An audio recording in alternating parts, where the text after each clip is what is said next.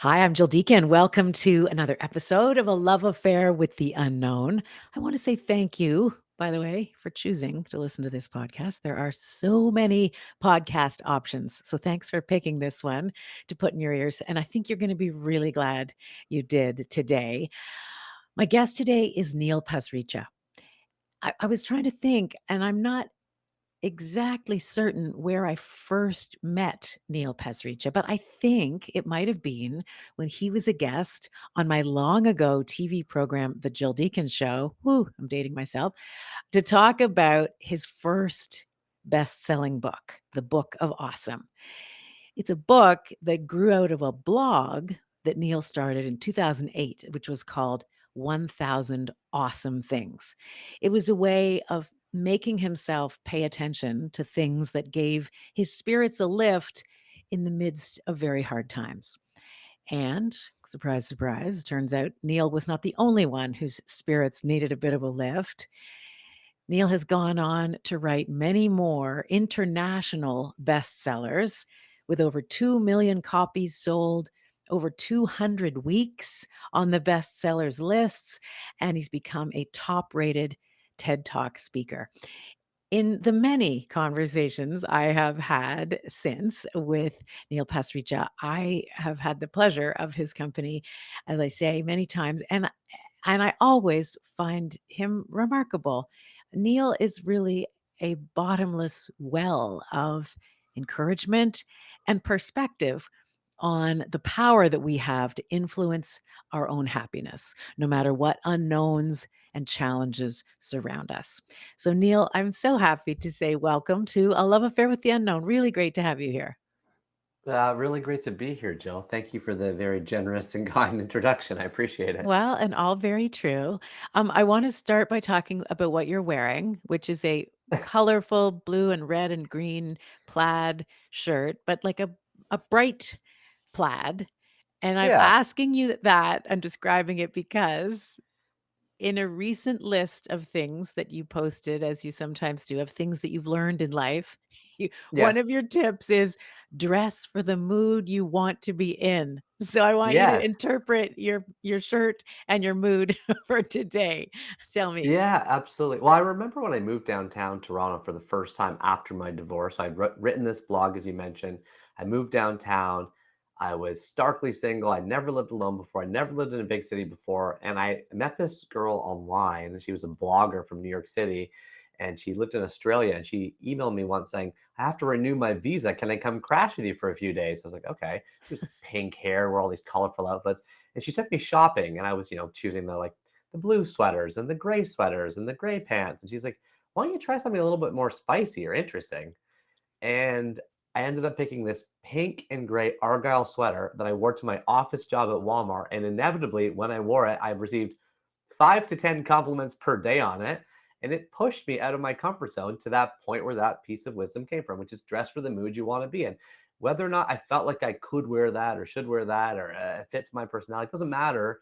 It was an aspirational, sartorial choice. And I guess you could say I'm still doing that today, It, trying to push myself because then ultimately your mood follows, right? Like you sort of just you end up living into the into the clothes that you dress yourselves in. well, and really that's one small piece of the work that you do, isn't it? Which is the idea that we can influence our own mood and that attitude can be a choice. Is that I know you've written happiness is a choice and it's hard Yeah, work. yeah, Tell me a bit about that. sure. Well, it's not just me saying that. Obviously, there's a great professor named Sonia Lubomirsky who has been studying positive psychology for over 30 years, formerly at Stanford, now at the University of California. In her 2006 book called The How of Happiness, she puts forward a model where she says, 50% of our happiness is genetic. So right up front, there's an establishing factor that, if you have two kids, one of them is probably a little bit higher genetic set point than the other. You just intuitively see this. 10% of our happiness is based on our circumstances. And there are some famous studies that quote, for example, lottery winners and paraplegics sort of reverting back to their sort of genetic mean over a while. And then the most interesting part of the What do you mean takeaway by here that? is, Refer a lottery winner referring it's like you can yeah, win so the I lottery and one have $10 yeah, million, but if you weren't that happy yeah. to begin with, the money's not gonna really solve things? Well, yeah, exactly, because they find that lottery winners, take on all kinds of they buy all kinds of new assets that have continuing expenses that they didn't budget for, like the house needs to be maintained, the boat needs to be washed every month. They have lots of friends and family members asking them for money. They have to then sort of manage their money, which takes a lot of work. So there's all these negative encumbrances that come with winning the lottery that you don't foretell when you win the lottery before you win the lottery. Similarly, people that become paraplegics from car accidents, this is the study group compared to, you and I can picture, oh my gosh, losing the limb in a car accident, nothing could be worse. But what we cannot yet picture are perhaps, increased amount of deep or meaningful connection and conversations with our community, the idea of meeting a community that we cannot picture yet because we haven't met them before, the strength of mind that you get when you work through something that might be small and simple, but otherwise you took for granted, like peeling a banana or shoveling your walkway. I'm making things up, but you can imagine that there's great kind of uh, satisfaction that comes from these. So that's one study that talks about circumstances. Okay. But the most interesting part of the paragraph to me, 50% genetic, 10% circumstances, is that 40% remaining is based on your intentional activities. And you quoted a tweet of mine, which I think is probably pulled from one of my books, that happiness is a choice and it's hard work. What I'm referring to when I say that is that 40%. What I'm referring to when I say that are the specific actions you and me and everybody listening can do every day, which are very much proven to put us into a happier mood. And we know what these things are, and they are very well studied. And we say them over and over again. It's just that they're hard for us to do. I'm talking about things like leaving your phone out of your bedroom. I'm talking about things like journaling in the morning or before you go to bed about a positive moment from your day or something that was tough for you, something you're looking forward to. I'm talking about getting 20 minutes of physical activity a day. I'm talking about immersing yourself in nature. I'm talking about singing. I'm talking about calling a loved one. The stuff I'm listing, that's like six things right there that are so intuitively easy for us to grasp, but they're just hard for us to structure in our lives when we're bathed in vast swaths of algorithmically, capitalistically infused, derived information that's hard to battle our way out of. We are spending hours a day on social media. We're spending hours and hours a day on screens. We're spending hours a day not calling or texting anybody. So we're wondering why we're lonely, bored, and feeling kind of mentally all twisted. Well, it's because we're not doing the obvious stuff that we know makes us happy. That is the hard work I'm talking about that helps create happiness, which I believe is a choice. Okay, so many things I wanna say there. One is, you talk about how we know all these things, these lists. Yeah, You listed just a few things. We all know yeah. stuff that we could do to And I make us could list a happier. few. I could list lots more. Those are just a Right, few. right. I'm Uh-huh. sure you know Dr. Laurie Santos and her Happiness Lab podcast Yes. and course that she teaches at Yale and stuff. And I remember she talks about in her course, she talks about she calls it the GI Joe fallacy, which is in reference to a GI Joe action figure. For anybody younger than us, as an action figure from the, I guess, the 70s. Anyway, and the tagline was something like knowing is what counts or something like that for Knowing is half the this battle. knowing is half the battle. Uh, And her point is that's a fallacy because knowing that we're supposed to write a gratitude journal and we're supposed to call mm, our loved ones and we're supposed to go for a walk mhm. and appreciate nature and stuff doesn't do us much good at all if we're not actually putting it into practice. So Yeah. I love that. And I you mentioned algorithms and social media and things that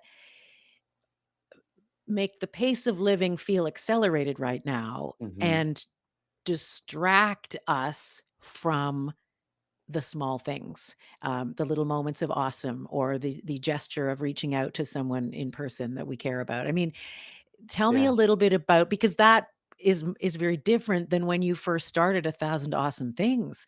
Social media was not a big thing in No. 2008 or whatever year that was. So, I mean, that's a Right. force that you and all of us are really working against, isn't it? Absolutely. Yeah. So there's a really famous 2003 study by Emmons and McCullough where they compared three groups of people over a 10-week period. Group A had to write down five specific gratitudes at the end of each week. Group B had to write down five specific hassles. Group three had to write down five specific events or simply things that happened. Over a 10-week period, the group that wrote down the gratitudes, Group A, was not just happier, which you might expect, but also physically healthier, meaning there was a strong positive ripple effect to your physical health, even though nothing about the study was to do with your physical health. Hmm. Why is this? Well, we got an area in our brain called our visual cortex. In that area, we have an area called Area 17. It lights up when you see an old friend. Like when I see your face, it lights up. I hadn't seen you in a number of years. I think it was Yeah. probably on CBC Here and Now or something like that in your studio that I last saw you. So it lights up. If I journal tonight or tomorrow morning that I got to see Jill Deacon again, it'll light up again. If I read that journal, it lights up a third time. And the reason it's so important to trigger that area of our brain, this area that can find and remember, and almost like, if this is a bicep curl, I'm flexing my bicep right now. Yeah. Writing down gratitudes is a brain curl. And the reason it's so important is because the oldest part of our brain, the part of our brain that sort of is much, much older than our species is 300,000 years old. Our amygdala is many, many millions of years old. There's amygdalas in reptile brains. So this amygdala secretes fight or flight hormones all day. So it's a wonderful at helping ensure our survival when we're running away from saber-toothed tigers, for example, as we have for 99.5% of our history. That's great. However, today, what we use that secretion of fight or flight hormones for are when you get a blood test back from your doctor, you quickly scan looking for the high cholesterol. When you go to buy a book off Amazon, you look at the one-star reviews, or you go on a TripAdvisor to find the resort. You want to read the negative reviews first. When you're on the highway and there's a car accident, you want to look and see what happened. How mangled is the car? Is everybody okay? What's happening with the big sirens? And this is a pretty hardwired experience, and it's great for ensuring survival. When you look at animals in your backyard, don't they look kind of jumpy and fidgety? And don't the squirrels look wily and nervous? And the birds are like darting their eyes back and forth because a hawk could be swooping in. They're still living like that, and guess what? Their lifespans are about a quarter of hour, a quarter of hours. So that is how we used to live, and our lifespans used to be about a quarter or a third of hours. It's much nicer and more relaxing to live a life where you see gratitude and positivity throughout. But that's what I mean when I say it takes hard work. That's what I mean when I say do the gratitude practice. Don't fall into the trap of following news media all the time, because news media is, as you know, a business, which of course is selling advertisements in order to get your attention. Attention is the scarcest resource of all. Put it on things like a podcast called A Love Affair rather than falling into the slipstream of TikTok, where despite TikTok's advertisements saying that it's helping entrepreneurs start businesses, as most of us know, it's really just a complete avalanche of crap, right? Like it's 5 to 15 second long, um, you know, inner brain tickling memes that will both infuriate and delight in equal measure. But after half an hour to an hour of scrolling, you feel no benefit. You feel nothing like when you read a book, for example, or can do some exercise or walk in nature or phone a friend. You don't feel any of those benefits. Instead, what you feel is this sort of like kind of root gravelly hollowness in your chest and in your stomach, because you just feel like you wasted time. You feel like you compared yourself to other people who are doing something better than you. They have a better diet than you. They have better abs than you. They have Hmm. a better car than you. They look prettier than you. They post more. They have more followers than you. We put the follower count up there. So when you go on YouTube to read the number of views, and I do the same. I'm not saying you as in Jill. I mean you as in any creator. When we go on YouTube to see the number of views on our podcast, well, of course, I'm comparing it to Rich Roll and Mel Robbins. And by the way, they're comparing theirs to Oprah. You know what Right. I mean? So it Everybody never plays the ends. comparison Yeah, game. but we can't stop. We can't stop. And so a lot of what I'm advising through the books, through the tweets you're quoting, and through, things like my own podcasts and stuff is just I'm trying to issue reminders to other people and to myself not to fall into these mental traps. And Hmm. the reason I do that is because I do fall into the traps and I need to take my own advice. I'm not coming to this from a place of I figured it out. I I'm have all more the like, answers. Yeah. I'm not coming from that place. I'm coming from the place of like, I feel horrible when I scroll through TikTok for 30 to 60 minutes, and I know that this isn't healthy for me. So let me try something that works and tell everybody about it so that I have positive pressure on myself. Oh my A gosh, lot of my stuff from that blog, you said you quoted the blog from the beginning. Well, why was it 1,000 awesome things? Why was it public on a website? Why was it a countdown? Notice all three of those points are to create public pressure on me to continue.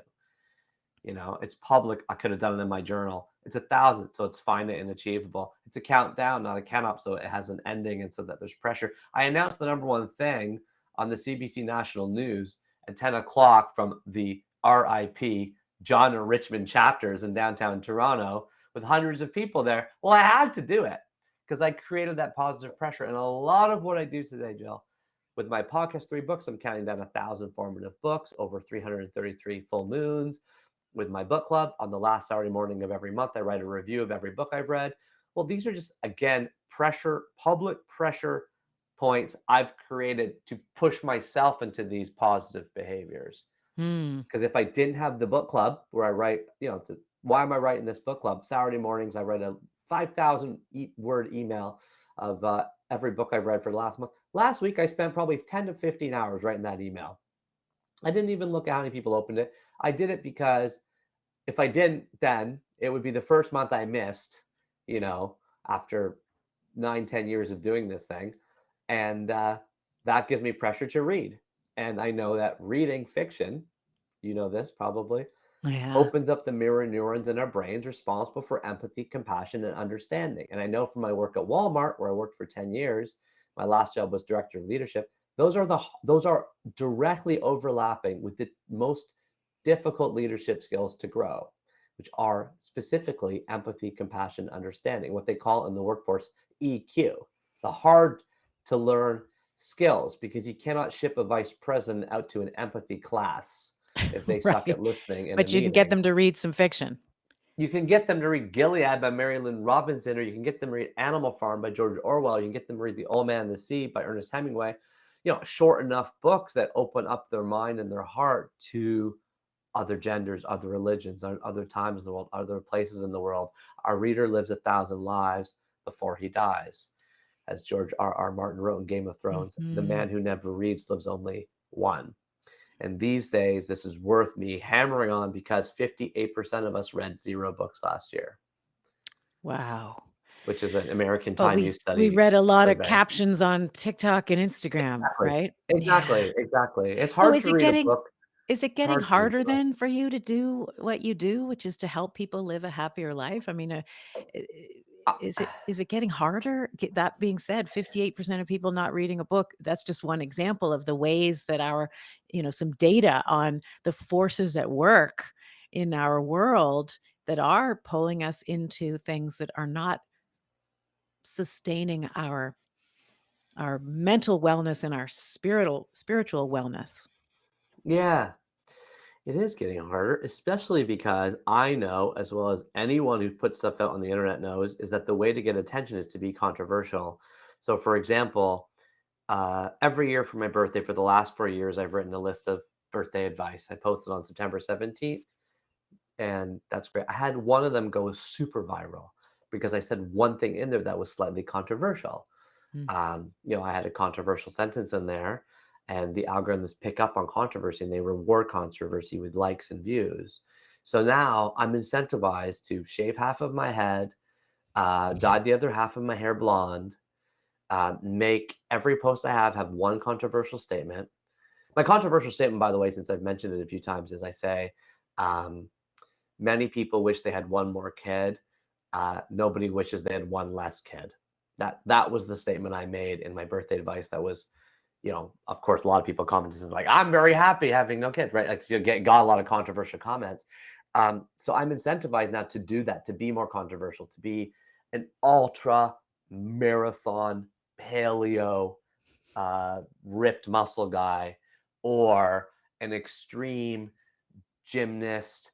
I'm just saying, the world is rewarding extremism. So on one hand, my work's getting more difficult because more people need happiness now, and they're falling into the a slipstream. I don't just mean of social media, but I mean in general, YouTube algorithms, news media algorithms, they really do shatter our commonly held version of reality to a somewhat dangerous degree. But yet, it's also getting more difficult for me to do my work, Jill, because there's just less chance that they're going to find me because I'm Mhm. not naturally controversial. I don't present uh, crazy extreme opinions. I don't do that. I'm selling nature walks, reading fiction, journaling. Like nothing I do has a financial incentive, nor is it unusual or extreme. I'm giving you grandma advice. I like to So believe that we are and I could be wildly naive, but I feel maybe it's the circle of people I talk to, but I feel we are craving grandma advice more and more, and yeah. there's something so fundamentally disconnecting about the digital world that I think we don't always know what to call it, and we can't put our finger on it, and sometimes it just shows up as, Mm, despair or anxiety or depression or well, mental health challenges, but yeah. we know that there's something that we're missing and that we need, Yeah. which all of our, most of our grandmothers, um, uh, dispensed advice to tackle, but, Mhm. or to solve. But Uh, go ahead. mhm. What were you gonna say? Well, I was just gonna say one of the biggest is obviously community and connection. You mentioned Laurie Santos earlier. She often talks about how our social needs, our needs to connect with each other, supersede even our needs for things like shelter and food. So we are driven to be connective species. And Esther Perel, the famous sex therapist, has Mm, a phrase that I like to paraphrase. I believe I'm saying it right, but I say paraphrase in case I'm getting it wrong. She says, we live in an era where we have 5,000 friends on Facebook and nobody to feed our cat. Um, and so we have a loss of community. Robert Putnam wrote Bowling Alone, I think 25 years ago now, 20, 25 years ago. And all the kind of loneliness things he predicted in society are coming to roost. Former Surgeon General Vivek Murthy, Murthy, who was both Obama and Biden Surgeon General. mhm. Now, of course, that has become a political position. Historically, that was like the Surgeon General just kind of hung around through different presidencies. No, it's now new president, new Surgeon General. But anyway, um, he has said that the next big epidemic is loneliness. And he shows that 1 in 2 American adults suffers from loneliness, which he proves is worse for their health than smoking 15 cigarettes a day. And then when you look at the graphs and stats, you realize the number of hours we spend a day skyrockets. It goes up materially in your 60s, and then it goes up again materially in your 70s, and it goes up again materially in your 80s. And the 1938 Harvard Adult Development Study says that um, uh, the strength of our relationships with our friends and family has an even greater impact on our happiness than anything else, including number two, health. So number two is health, which if you go by that research, that means that somebody who's alone and healthy is not as happy as someone who is sick but surrounded by friends. Mhm.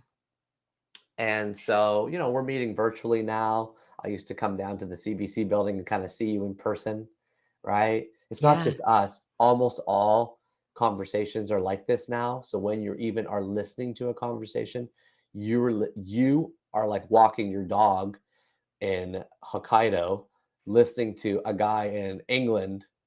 I'm picturing like Chris Williams or whatever, modern wisdom, talking to a neurologist at Stanford. Like, on one hand, how cool is that? On the other hand, no, we don't really. We're actually totally separated. We're actually totally separated here. Mm. You know, um, Yeah, I think that's part of it. I really do. oh, I feel that. I feel Yeah. that too, and it's certainly, yeah, it's something that you are so good at helping people remember, and then individually, we all have to take it upon ourselves to try to do that, which can sometimes be easier than for some than others. But your general formula for happiness, Yeah. which you outline in your book, The Happiness Equation, hmm is I. Yeah. So is I have a want good formula. I, nothing I have a plus yeah. do anything equals Hmm. have everything. Yeah. So tell me, Yeah. break that down. You want nothing, you do Yeah. anything, and Yeah. as a result, you will have everything. Break down Yeah. how that Exactly. works. Sure. Okay. First of all, I feel a little bit bad that I just went on this big rant about the lock of community and I didn't actually give anybody any advice for what to do. Just the quick suffix on that is I have this little model I call phone a friend. I say if you can spend just 2 minutes a day sending a voice note to somebody who you would invite to your wedding if you got married today, because that's Dunbar's number, 150. Average wedding size for the last 40 years is 150. So if you were to just think, oh, my old cousin or the college roommate I haven't talked to in 6 months, and you do three things: you state the value of the relationship, you share one thing going on with you, and you seek a question from them so they have something to respond to. Then what you're doing is spending 2 minutes every day investing in the number one driver of happiness over your life, which is friendship.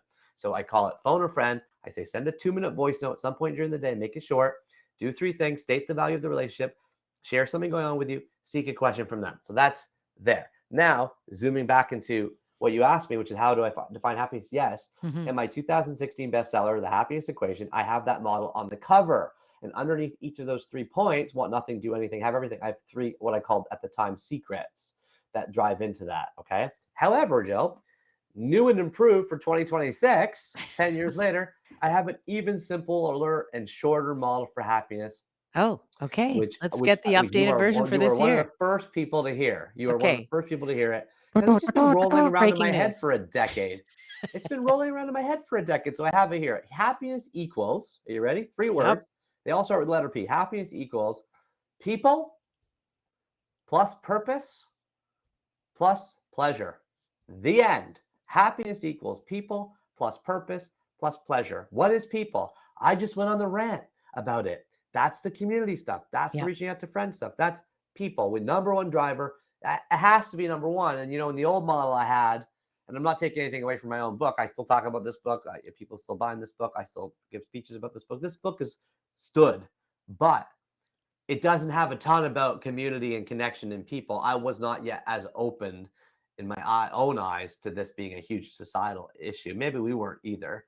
So Mm. people's number one. Okay. So it means anytime you're doing anything with your family, anything, just nothing, just watching TV with your kid, just throwing a ball in your backyard, just on the phone with your grandma, just going to some cousin's birthday out in an hour away where you see a distant.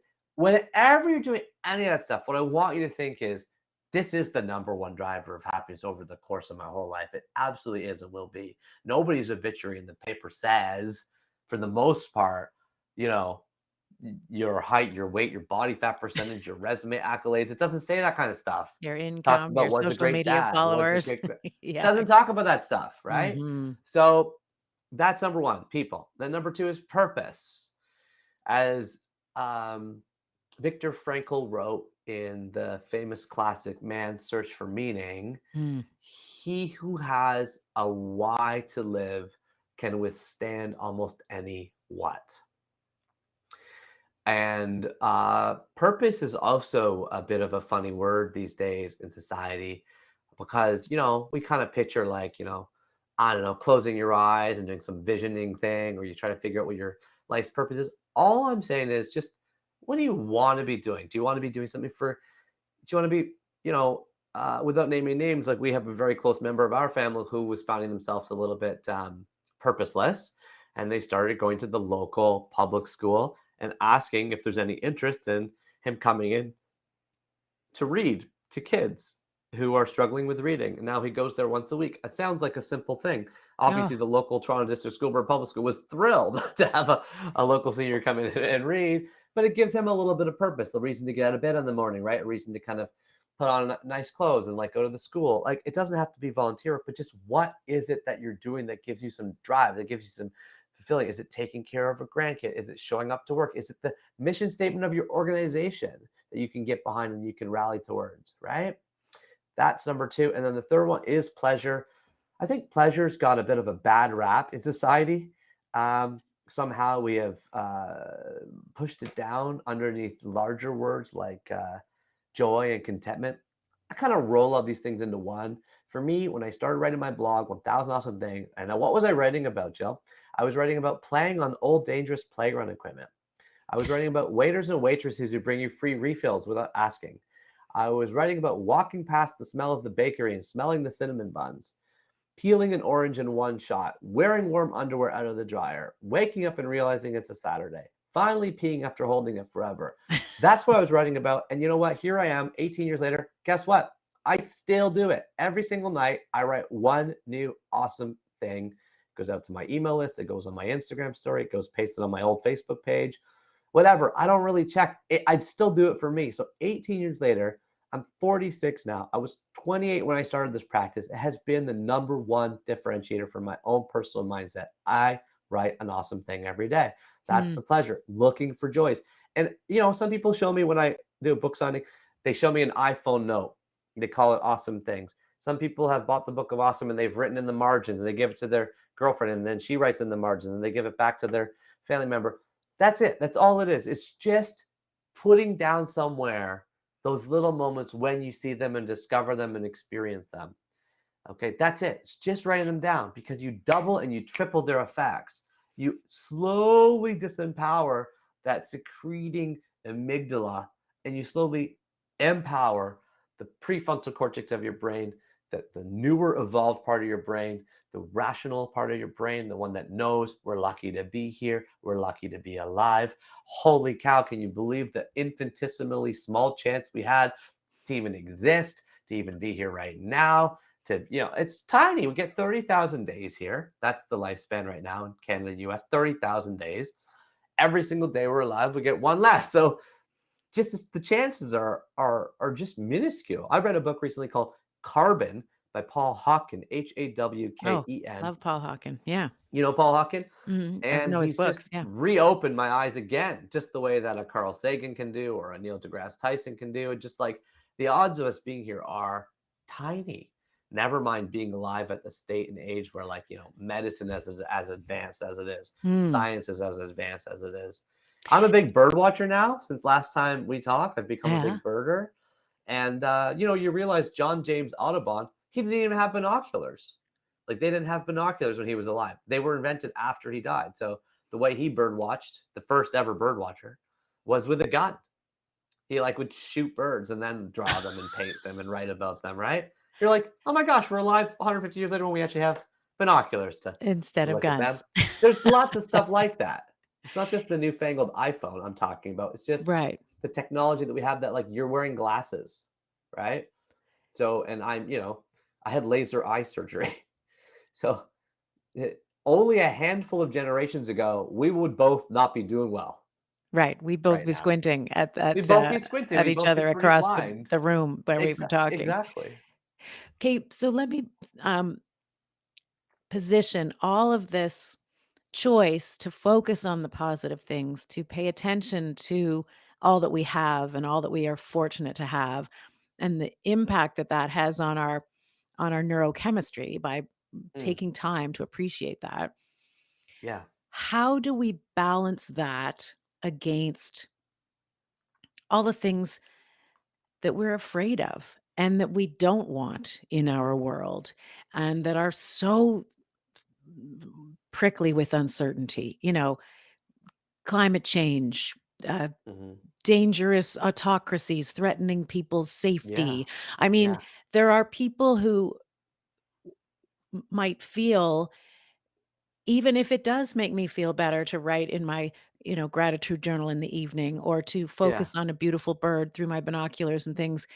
Explain how you sort of maintain the value and the importance of those practices in the context of so much that feels it needs our attention, and yet uh, we don't know how to cope with, and we're afraid of Yeah. what may come. Yeah. Yeah. First of all, it's very real. It's a battle I face all the time. One thing I will say is you have to make a concerted choice to delete and disempower all of your social media and news media feeds. That sounds like a big thing. I'm saying, actually, cancel your newspaper subscription and your delete the Instagram app off your phone, because those things specialize in an ad based model of short form content. Instead, I'd highly recommend switching to books, which is not ad based, which is not algorithm based, and can actually get to a level of depth where you understand the issues at a deeper pace. So, how does Neil know about rising autocracies and climate change? It's not from skimming the headlines. It's not. It's from Autocracy Inc. by Anne Applebaum, an Atlantic staff writer who wrote a wonderful book. It's only about 100 pages, came out last year. Highly recommend it. It's about reading The End of Reason by Dale Jameson, which is probably the best book I've read on the history of our inaction against climate change. Um, but it's also mixing into that things like fiction, My Side of the Mountain by Jean Craighead George. That's a purportedly children's literature book, but when you're climbing up trees in the forest to look at peregrine falcons, you feel a reverence and a beauty and understanding and connection with nature. So I'm just advertising a wholesale shift on how we're consuming content, because when you start to read books, first of all, they're written in a much more calm, even, grounded, richer, deeper tone. So Yes, and the when you pace go of into consuming them is so much less frantic than this headline and then that headline, and feeling like I have to exactly, get it all in my brain before I head out the door in the morning, and in alerts and notifications about the next breaking headline. It's the pace of exactly. reading a book is absolutely better. It slows down your mind. It's written in a less alarming pace. It's not an advertising-based model, and I think that's a point worth holding on to, by the way. I interviewed the video game, writer Jane McGonigal, who wrote Super Better, and I don't know if you know Jane, but she said one thing she does when she, kind of lets her kids download video games on their phones is if it's an ad-based video game, that is not allowed, because those video games are usually free, but they have all these bells and whistles built in that you're constantly trying to upgrade to freemium and buy this new thing. But if it's a paid video game, like say, for example, a Nintendo game that you have to buy without ads in it, the model is a much stronger, mentally healthy model, because the game has now got your money. So they're not trying to sell you. Right, You're you can not in a experience it on your terms, same as a book. That's what I'm saying. So Mhm. whereas so think about that again when you're with what you're consuming, because if you can switch, not wholesale, but move more of your reading time to books, you're taking it in a more calmer way. And then you can do what I'd suggest, which is pick one thing. I talked about purpose. There's that famous Japanese word ikigai, Ikigai, which is an Okinawan word, which roughly translates as the reason to get out of bed in the morning. And there's research done over in Japan that shows that people with an ikigai, live longer, have lower health issues, and so on. Well, what is an ikigai? It's just you knowing what's one thing you're going to focus on. So don't try to solve all the world's problems. Maybe act locally, as Paul Hawken would say. Find one thing in your community near where you live that you can put some time and effort into. And it could be as simple as picking up trash at the subway station. You know, when I go to the subway station near my house, my kids and I usually try to pick up 10 pieces of trash. I'm not saying it changes the world, but it helps us do some small thing where we feel like we're making a small positive contribution to our community. It's a little bit easier than Mm. saying, "Oh, woe is us, the earth's about to burn," and just saying, "Oh, well, picking up garbage and taking a glass jar to the bulk barn, and instead of getting the plastic bag." Like, there's small things we can do. We can do small things, and it feels good to do them. It does. I think that Um, the if you compared the people who walk by the trash and get on the subway to the people who take a yeah, moment to pick it up, and if you did an sort of an assessment of their mood and sense of purpose and belonging and just attitude about things, I would I would guess, uh that there is some measure of impact on, as you say, that's a sense of purpose. It's a small purpose. It's simple. It comes without fanfare, but it's a feeling of engaging with your world and being present to what's around you, and living by your values. I'm going to take that and put that in the garbage and move on. yeah, And that little flood of whatever good dopamine, whatever good brain chemistry happens from taking a step, taking a positive action. It's not going to change the world, but it maybe sets you up in a better headspace to cope with whatever bigger other issue comes your way next at the other end of the subway line or whatever. Yeah.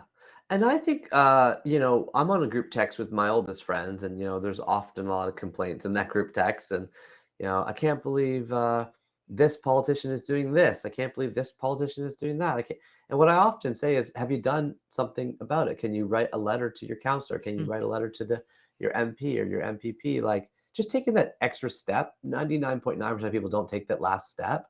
Just communicating it, we complain, but we don't communicate. mm, And I think just taking that step of communication can also make it feel better. Like, you know, um, I don't like the cell phone policy in schools today. I don't. I don't. I think it's terrible. I think cell phones should be not allowed in schools, period. I think there's a lot of research to support this. I think the work of Jonathan Haidt and the Anxious Generation. So I write an email to the Minister of Education every week. He knows me. I found his email. It's on the internet. I email him and I tell him, can you please say, and he pushes me to some guy, he pushes me to another guy, but I'm like, I have a reminder in my calendar, Jill. I send an email pretty much every week. My kids are in public school here. I care about cell phones in schools. So I'm just going to continue to talk to them about it. mm. Try my little best to make a difference. You It have a makes me feel a little bit better for doing something, is what I'm right, saying. Like, right. action beats motivation. Yes. You have a practice that you've talked a lot about, um, 2-minute mornings. I mean, Yeah. I wanna ask you about that because I hear all the thing Hmm. as I said earlier, you are remarkable in your, I mean, I don't live with you 24 hours a day, but you No, I have seem ups and downs. seem I'm to a have normal of course person, you but yeah, do, I'm working on as it. you should, Yeah. but you have a deep well from which to draw and to which you return to find good intentions, good practices, and a good attitude towards being able to handle hard things. And I Yeah. know that part of you have a lot of tools in your toolkit that you share and help other people try to draw build their own deep well. But one of them is the 2-minute mornings. Can you talk about Hmm. that habit and how it works and why? Yeah. So the way 2-minute mornings works, first off, is by getting your cell phone out of your bedroom. Right now, over 99% of people, and I take this survey all the time. In every one of my speeches, I say, put your hand up if you slept next to your cell phone last night. And invariably, in an audience of say 500 or 1,000 people, every hand's up except for one or two. 99% of people are sleeping next to their cell phones. So I say you have to move your phone into your basement or into your downstairs or into your garage or somewhere away from your bed. There's a lot of resistance to this. People say it's my alarm clock. I am a big advocate for buying an alarm clock. Like, they sell them, they're cheap. I'm still using the same alarm clock I used when I was a teenager. Still works, right? Buy an alarm clock. I've bought little square white travel alarm clocks. I travel with them now because, of course, hotel rooms don't have alarm clocks anymore because they expect you to plug your phone in next to your bed, which is terrible. They usually have an iPad there too. So first starts this way. And the other thing people say is, well, I'm very, very important. I get a million calls in the middle of the night. I always say, no, you don't. That's ego. You don't really get that many calls. But if you do, if you are somebody that needs to be contacted in the middle of the night, you have an elderly parent that you're taking care of, you're the director, you're managing a team that runs through the night at the server farm. I don't know what it is. Right. Then that solution is very simple. You call Bell or Rogers and you say, hey, can I get a landline? And they say, excuse me, no one ever calls us for a landline. And you say, yes, I really like one. And they say, well, because no one ever gets one, we have it like for like $15. Like, it's like, Yeah, nothing. they've priced it really cheap. Everyone's home is still hardwired for landlines. It helps you get 911 calls, by the way, like, because that actually 911 knows where you are because it's hardwired into your house. Number two, it was actually the original 911 network that created, by the way, MapQuest, which created Google Maps, by the way. So our mapping system was originally on top of our 911 system. And then you give that number to your emergency contact. So my parents have my landline number, right? If I work with somebody and they need to get hold of me, I give them that number. But the reason that's so important, Jill, is because knowing that if my parents needed me in an emergency in the middle of the night, they could reach me, gives me permission to put my phone away because I'm no longer worried that they couldn't reach me. When I put my phone away or out of the bedroom, I'm also removing from my bedside table. Think about this. Every movie that's ever been made, every song that's ever been written, every book that's ever been written, every article that's ever been written, every photo I've ever taken This is all I'm putting beside my bed. Every message I've ever written, every photo of everyone in my life that I find attractive is beside my bed every night. That's a terrible distraction. So it starts with moving the phone out of the bed, number one thing. Then, what's the 2-minute morning practice? When you open your eyes, you have a very precious liminal state where you're going from your subconscious to your conscious. And you know what? We usually race and jerk ourselves out of this state. We quickly go do the whirl. We all arouse ourselves with these inane screaming alarm clocks. I don't wake up with an alarm clock at all, preferably. And instead, what I want you to do is grab the pen and the piece of paper you put beside your bed, any size of pen, any size of paper. It could be in a notebook. I even made a workbook for it Yes. called 2-Minute The Morning 2-minute for mornings. Yeah. people There if it they is. want it. Because there's nothing in here. It's my best-selling book of all time. It has no words in it. It's empty. It has nothing. It just says, I will let go of, I am grateful for, I will focus on. And I can prove to you that filling out those 3 prompts, I will let go of, I am grateful for, I will focus on, before you begin the day, puts you in a positive mood for the whole day. Because when you say, I will let go of, and Catholics will know this, bless me, Father, for I have sinned. It's not just Catholicism, Buddhism, Mormonism, Judaism, Islam. Almost every religion has a form of confession or repentance baked into the religious practice. If you don't believe that, you can look at Science Magazine too. There's been all these research studies done. Writing down something that you're stressed about, usually you're thinking about it overnight. I never got to say goodbye to my dad. I sent a nasty text to my sister. I said the stupid thing in the meeting. I yelled at my kid. We're thinking about those in the morning. Okay. Instead of shoving it down, I'm saying get it out. You know, there's a metaphor in there about when you drink too much or something too. Just get it out. It's like wiping a wet chamois over the blackboard of your mind. Then I am grateful for. I mentioned the Emmons and McCullough study earlier, writing down even 1 or 2 specific things you're grateful for from the last day makes you happier. And the specific word is key. Don't say my husband. Say, when my husband Jordan put the toilet seat down. Don't say my kid. Say when my 6-year-old daughter Sonia took off a training wheel. Don't say my dog. Say, when the rescue puppy we got 3 months ago stopped peeing on the couch. So all I'm doing, it's kind of like 1,000 awesome things, kind of like the Book of Awesome. All I'm doing is adding a layer of specificity because that's what's tripping the visual cortex. That's what actually is helping us remember the experience in detail. You get a double memory by writing it down, and you get a triple memory if you read it again. And then finally, I will focus on culling one thing you will do from your endless could do and should do list. Turning down the distraction noise that you're about to face that's going to punch you in the face all day, and instead saying to yourself, what's one thing that would make it a great day?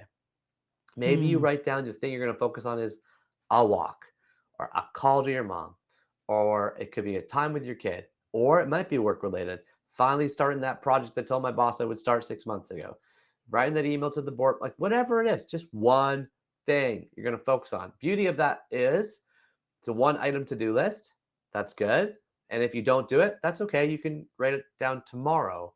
What you're doing is helping your mind focus before you face, calendar invites, text The notifications, and a onslaught of million. the rest of The life. onslaught Yeah. is too exhausting. And if you don't have something to tether yourself to, you feel rootless. And so this 3 prompt, what I call 2-minute practice, because I advocate taking a couple minutes to do it, helps enable 998 waking minutes that follow in being happier, because the average person's awake for 1,000 minutes a day. So, waking up It's a before good you look at your investment. phone, it's a It's a great good return investment. on investment. It's a great return on investment. And all you need is a Mhm. pen. Mm. That's it. You don't need anything else. You know, I will let go of, I am grateful for, I will focus on. In that, I think of it as a fertile time of mind, because and it's an awkward and uncomfortable time of your mind too for a lot of people, because they probably looked at screens before bed, they probably slept next to their phone, so they need dopamine when they wake up in order to sort of jack them back into the matrix. This is a way off of that. I'm so For glad you do the work that you do, Neil Pasricha. Honestly, I feel that based on everything we've talked about, you and Dr. Laurie Santos and the How of Happiness author. I mean, all Yeah. those who are out there working to help increase happiness and wellness and mental health for all of us. Um, I feel that you'll never be out of a job. There is so much need for those tools to navigate the challenging times that we're in. But I commend you for continuing to do so much good work, and you're tirelessly, as you say, all these years that you're writing all your book reviews, you're getting us with your podcast, 3 books, which I love, by the way, getting us to think about books and to find truly lasting ways to spend our time that have lasting impact on our our happiness and our well-being. And I'm just so grateful that you keep it up. So thank you for that. And thank you for this conversation. Thank you. It's a real joy to know somebody who is as hardworking and as thoughtful as you for so many years. It's been 15 years now that I've known you. Yeah, it was Um, that long ago that we first met, and we do have we yeah, certainly are chasing the same hopes, I I feel think, like we did for a word on the street people. together or something too. Yes. Oh, good for Does you. that I'd sound forgotten familiar? about that. Yes. Yeah. Our paths um, don't intersect enough in person, but I'm always so glad when they do. yeah. And so, big congratulations on your book and this wonderful podcast. And thank you so Thank much for you. having me. I really appreciate it. Thanks, Neil. All the best to you. I'll think of you tomorrow morning with my pen and paper. Wonderful. Thanks, Jill.